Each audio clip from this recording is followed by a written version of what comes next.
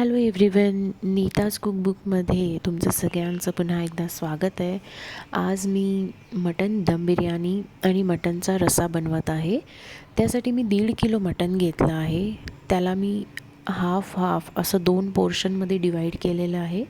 एका साईडला मी मटनचं जे सूप असतं ते बनवणार आहे, त्याचं मॅरिनेशन बनवते आणि एका साईडला दम बिर्याणीचं मॅरिनेशन बनवत आहे.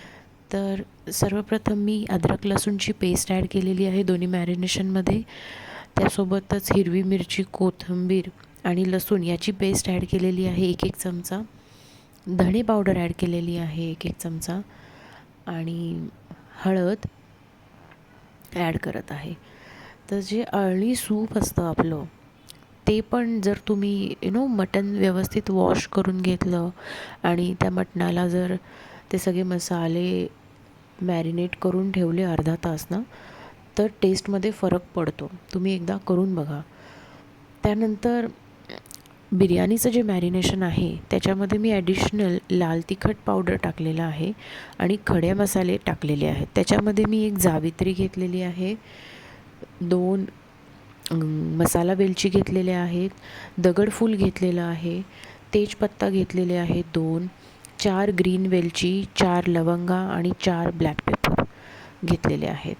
ह्याला मी ज्या मसाल्यांना कच्चंच टाकलेलं आहे, तुम्हाला पाहिजे तर थोडं रोस्ट करून तुम्ही त्याची पावडर करून ॲड करू शकता, पण मला आवडतात खडे मसाले तर मी अख्खेच टाकलेले आहेत. त्याच्यानंतर मी बारीक चॉप केलेली कोथिंबीर ॲड केलेली दोन्ही ह्याच्यामध्ये, सॉल्ट ॲड केलेलं आहे आणि बिर्याणीच्या मॅरिनेशनमध्ये मी दही ॲड करत आहे. बिर्याणीचं मॅरिनेशन कमीत कमी 1 तास तरी ठेवायला पाहिजे असं मला वाटतं, पण तुम्हाला जर खूपच घाई असेल, जल्दीमध्ये बनवत असाल तर अर्धा तास तरी तुम्ही कमीत कमी ठेवा. त्याच्याने टेस्टमध्ये फरक पडतो. ओके, तर आता ह्याला मी हाताने व्यवस्थित सगळं मसाज करून घेणार आहे छान. प्रत्येक पीसला ते मॅरिनेशन लागलं गेलं पाहिजे आणि ह्याला अर्धा तासासाठी ठेवून देणार आहे साईडला. ही जी बिर्याणी मी बनवत आहे, ह्या बिर्याणीमध्ये जे मीठ असतं, म्हणजे त्यात तुम्ही चिकन यूज करा किंवा मटन यूज करा, त्याला मी कुक नाही करून घेणार आहे. याला मी डायरेक्ट दममध्येच शिजवणार आहे. म्हणजे जे दह्याला पाणी सुटतं आणि मटनला जे पाणी सुटतं त्याच मॉइश्चरमध्ये ही बिर्याणी कुक होते. ही हैदराबादी बिर्याणीची ऑथेंटिक रेसिपी आहे. याच्यामध्ये टोमॅटो वगैरे काही ॲड होत नाही. आता बिर्याणीसाठी मी बरिस्ता तळून घेणार आहे. बरिस्ता म्हणजे कांदा फ्राय केलेला. त्यासाठी मी कढाईमध्ये गरम केलं आहे तेल. ते चांगलं कडक गरम करायचं आहे. त्याच्यानंतर कांदा उभा चिरायचा आहे, तो पण एकदम पातळ आणि फाईन चिरला गेला पाहिजे. आणि कांद्याची चिरायची जी पद्धत आहे ना, त्याच्यानुसारसुद्धा टेस्ट चेंज होते. त्याच्यामुळे तुम्ही जेव्हा पण बरिस्तासाठी कांदा कट कराल ना, तो एकदम फाईन आणि एकसारखा कट झाला पाहिजे. ओके, त्यानंतर मी दुसऱ्या गॅसवरती पाणी गरम करत ठेवलेलं आहे. बिर्याणीसाठी आपल्याला भात शिजवून घ्यायचा आहे. त्या पाण्यामध्ये मी जिरे ॲड केलेले आहे, 1 दगडफूल ॲड केलेलं आहे, 2 हिरव्या मिरच्या ॲड केलेल्या आहेत, तेजपत्ता आणि कोथिंबीर ॲड केलेलं आहे आणि मी ह्याच्यामध्ये खडा मीठ टाकते. खडा मीठ जसं साबूत नमक असतं आपलं, ते मी ॲड करते आहे. त्याच्यानंतर ह्याच्यामध्ये लिंबाचा रससुद्धा ॲड करून घेणार आहे. आपण जेव्हा राईस बॉईल करतो ना, तेव्हा त्याच्यामध्ये हे खडे मसाले, हिरवी मिरची, कोथिंबीर हे सगळं ॲड करणं इम्पॉर्टंट आहे, कारण त्याचा फ्लेवर राईसच्या फ्लेवरला एन्हान्स करतो असं मला वाटतं.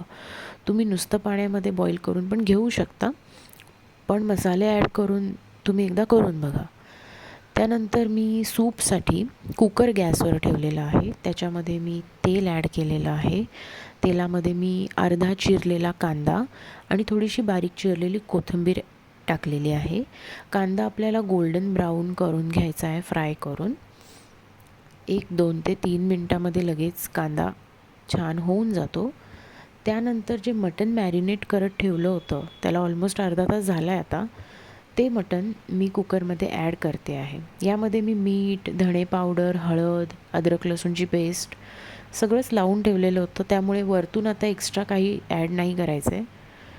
हे मटण कुकरमध्ये ॲड केल्यानंतर याला छान स्टर करायचं आणि पाणी न टाकता झाकण ठेवून थोडं वाफू द्यायचं.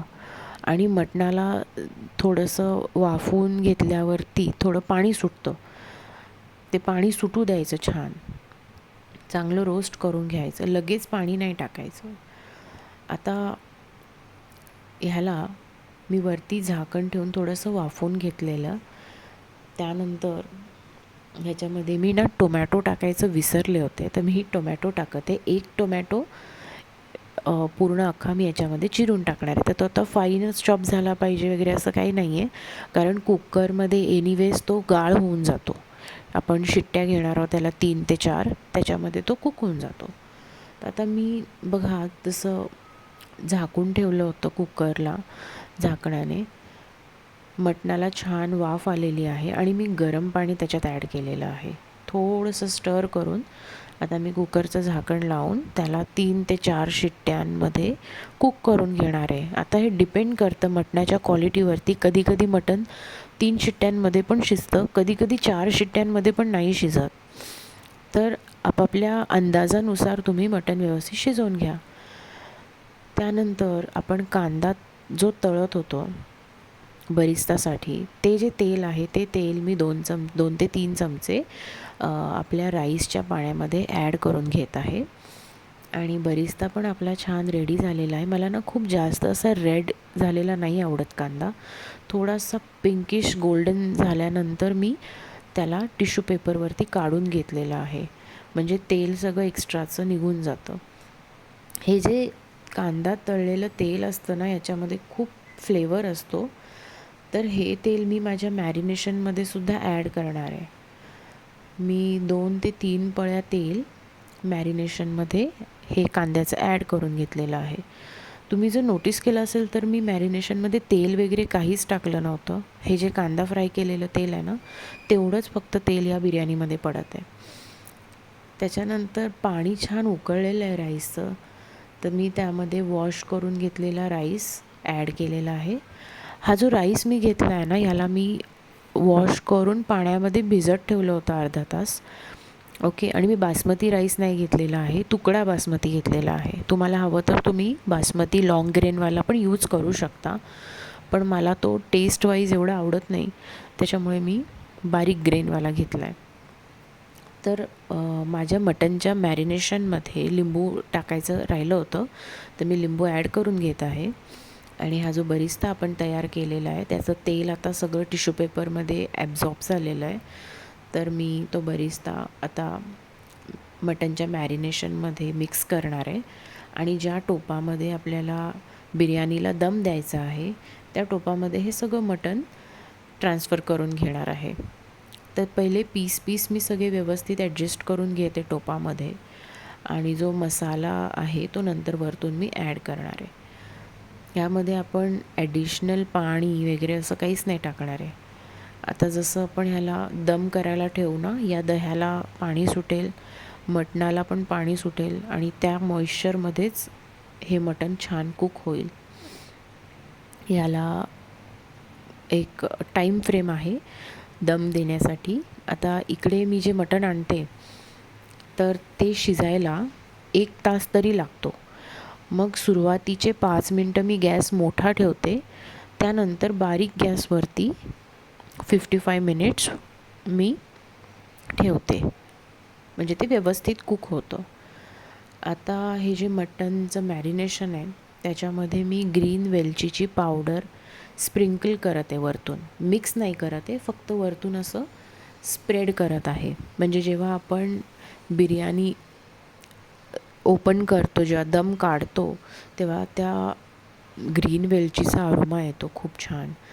तसंच मी बारीक चिरलेली थोडीशी कोथिंबीर स्प्रिंकल केलेली आहे आणि बरिस्ता थोडासा स्प्रिंकल केला आहे. हा जो आपला कुक केलेला राईस आहे तो सुद्धा मी ॲड केलेला आहे. तुम्ही बघू शकता हा राईस एकदम गरम आहे, वाफा येत आहेत, तर थोडं सांभाळून करा, हातावरती पटकन वाफ येऊ शकते. हा जो भात आहे तो मी त्याच्यामध्ये ॲड केला आहे आणि त्याला इव्हनली स्प्रेड करून घेत आहे, लेअरिंग करत आहे. आणि पुन्हा मी आता भाताच्या लेअरवरती थोडीशी कोथिंबीर आणि आपला उरलेला जो बरिस्ता आहे तो ॲड करत आहे आणि थोडीशी वेलचीची पूडसुद्धा या लेअरवरती मी ॲड करणार आहे. वेलचीचा फ्लेवर ॲज सच मला नाही वाटत असं काही असतो, पण त्याचा अरोमा खूप छान येतो. त्याच्यानंतर आपण जे कांदा तळलेला म्हणजे बरिस्ता तळलेलं जे तेल होतं, ते तेलसुद्धा मी एक छोटी पळी वरनं ॲड केलेलं आहे. तुम्हाला हवं तर तुम्ही तूपसुद्धा ॲड करू शकता, पण ना तुपाने वगैरे ना खूप हेवी होतं. आता या लेअरवरती बघा तुम्ही काजू, बदाम पण ॲड करू शकता, केसर पण ॲड करू शकता. म्हणजे केसर गरम दुधामध्ये भिजत ठेवून केसरचं पाणी ॲड करू शकता, कलर ॲड करू शकता. तुमच्या चॉईसवरती आहे, पण मी खूप सिम्पल ठेवलेलं आहे याला. आणि आता मी याला चारही बाजूने व्यवस्थित पॅक करून घेते आहे. कुठूनही याचं जे मॉइश्चर आहे ते बाहेर नाही आलं पाहिजे, वाफ बाहेर नाही आली पाहिजे, अशा पद्धतीने याला पॅक करायचं आहे. तुम्हाला पाहिजे तर तुम्ही कॉटनचे टॉवेल पण ठेवू शकता, किंवा आपला जो आटा असतो चारी बाजूने आटा लावून पण तुम्ही झाकण पॅक करून ठेवू शकता. जसं आपण नॉर्मली दम बघतो तसं तुम्ही लावू शकता. पण मी फॉईल पेपर लावलेला आहे, त्याच्यावर झाकण ठेवलं आहे आणि याच्यावरती मी असं काहीतरी वजनदार काहीतरी ठेवणार आहे, जेणेकरून त्याची वाफ बाहेर नको यायला. कारण मटण आपल्याला त्याच बेसवरती आपण ठेवलं आहे की आपल्याला त्या वाफेतच ते मटण शिजवून घ्यायचं आहे, म्हणून थोडं एक्स्ट्रा काळजी घ्यायची दम करताना. आता मी गॅसवरती दम करायला ठेवून दिलेली आहे बिर्याणी. ती आपली आपली आता होत राहते, याच्याकडे लक्ष द्यायची गरज नाही, फक्त वेळेकडे लक्ष द्यायचं आहे. तर माझं जे सूप होतं, अळणी सूप, ते पण शिजलेलं आहे व्यवस्थित. तर मी त्याला आता जो रस्सा असतो त्याला फोडणी देते आहे. मटणच्या रस्स्याला जेव्हा आपण फोडणी देतो त्याचं जे वाटण असतं ना, त्याच्यामध्ये खूप मसाले नाही टाकायचे. जर आपण मसाले खूप जास्त टाकले ना, तर मला असं वाटतं की मटणची जी टेस्ट आहे ना ती निघून जाते आणि एकदम मसालाची टेस्ट जास्त येते. तर वाटण माझ्याकडे रेडी होतं. नॉर्मल आपलं कांदा, खोबरं, अद्रक, लसूण भाजून घ्यायचं थोडंसं काळं होईपर्यंत आणि मिक्सरला त्याला बारीक करून घ्यायचं. बेसिक साधं वाटण आहे. ते वाटण मी टाकलं आहे, थोडं काळा मसाला टाकलेला आहे तेलामध्ये आणि छान त्याला तेल सुटेपर्यंत फ्राय करून घेतलं वाटणाला. आणि थोडं जसं तेल सुटायला लागलं ना, तसं मी अळणी सूप जे होतं ते त्या मसाल्यामध्ये ॲड केलेलं आहे. आपण पाणी ॲड करतो तसं ॲड नाही करायचं. जे अळणी सूप असतं ना ते ॲड करायचं मसाल्यामध्ये आणि त्याला थोडं 1-2-3 मिनटं बारीक गॅसवरती होऊ द्यायचं. छान त्याला तेल सुटतं. ते तेल सुटल्यानंतर जे पीस आहेत भाजीमध्ये, जे म्हणजे मला रश्श्यामध्ये जे टाकायचे ते मी त्या वाटणमध्ये ॲड केलेले आहेत आणि त्या मसाल्यामध्ये मी त्याला होऊ देणार आहे. 15-20 सेकंद परतून घेणार आहे, मिक्स करून घेणार आहे मसाल्यामध्ये. आणि मग नंतर आपलं जे सूप आहे ते सूप मी याच्यामध्ये ॲड करणार आहे. पाणी मी जास्त ॲड नाही करणार आहे. जितकं कमी पाणी, मला असं वाटतं तुम्ही कुठल्याही चिकनच्या, मटणच्या रश्श्याला जितकं कमी पाणी टाकाल ना तितका तो रस्सा छान लागतो. सूप जेवढं माझं आहे ना तेवढंच मी पाणी याच्यात टाकणार आहे. म्हणजे सूप जे आहे तेवढंच, बाकी एक्स्ट्रा पाणी ॲड नाही करणार आहे. त्याच्याने रश्श्याची टेस्ट खूप छान लागते. आता हे मी फक्त 2 जणांसाठी बनवत आहे रस्सा, त्याच्यामुळे एवढा रस्सा माझ्यासाठी पुरेसा होईल. तुमच्याकडे जसे लोक कमी जास्त असेल त्यानुसार तुम्ही रश्श्याची क्वांटिटी कमी जास्त करू शकता. जर खूप जास्त लोक असतील तर मग तुम्ही पाणी थोडंसं अर्धा वाटी 1 वाटी पाणी पण ॲड करू शकता. आता मी छान ते रश्श्याला कड काढून घेणार आहे. बिर्याणी पण आपली छान दम झालेली आहे. 1 तास होऊन गेला आहे ऑलमोस्ट. मी त्याचं दमचं जे लेअर आहे वरचं ते फॉईल पेपर काढून टाकलं आहे आणि छान वाफ येते आहे आणि खूप छान मोकळी झाली आहे बिर्याणी. बघू शकता मटण पण खूप छान शिजलं होतं. अशा पद्धतीची बिर्याणी तुम्ही नक्की करून बघा. मी इथे ताट सर्व केलेलं आहे. त्याच्यामध्ये बिर्याणी आहे, भाकरी आहे, चपाती, आपला तिखट रस्सा आणि अळणी सूपसुद्धा आणि सलाडसुद्धा आहे. तर हा मेनू तुम्ही नक्की करून बघा. Thank you for watching. Bye bye.